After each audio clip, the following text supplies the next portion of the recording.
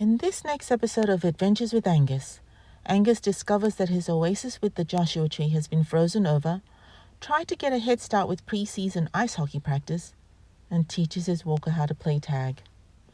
Angus greeted so warmly. I wasn't sure if he was cold. His ears were cold, but I think it was yelling at the construction site that gave him pause as soon as we exited the house. But when I began to run, he mirrored, tail high. Angus was given the liberty to lead anywhere until he did a bowel movement in your neighborhood. I'm sure he understood from my demonstrations that I needed to go to the garbage bin to deposit his sample.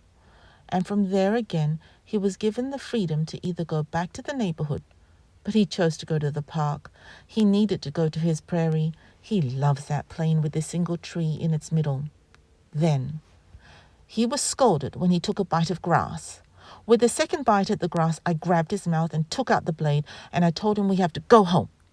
He knew he had to get out of there, and he did so fast, while still having to listen to me. And then we went through trails that were not meant for humans. Angus was very patient with me as I had to squat and negotiate through branches and brush, and going over a log is not easy for 2 old legs compared to 4 young ones.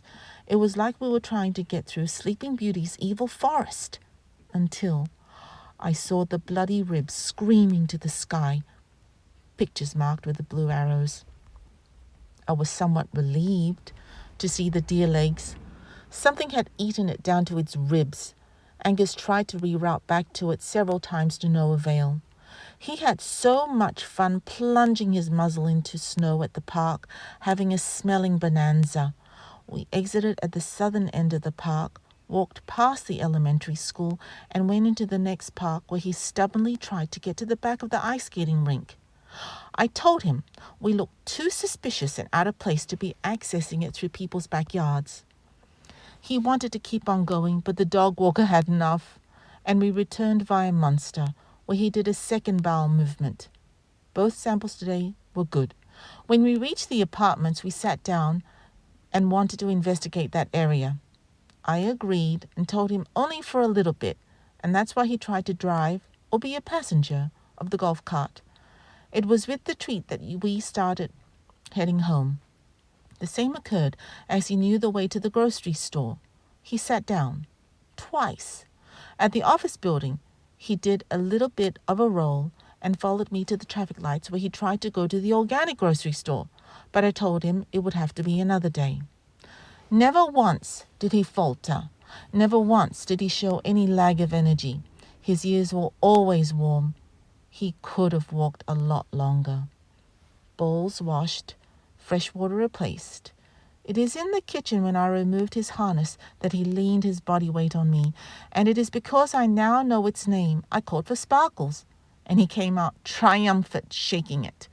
Then, shoes off to give respect to the carpet. Let the games begin. Angus knew exactly what I was up to when I peeked at him mischievously from around the corner. It was boisterous, scrambling around until he hit the triangle shelving at his bed, and we both knew that we had better calm down. And it was like a flick of a switch. Even though I tried to engage with more mischief, he lay down. In observing that he's shedding in winter, I went to find his comb, and immediately I touched him with it. He snarled, so I put it away.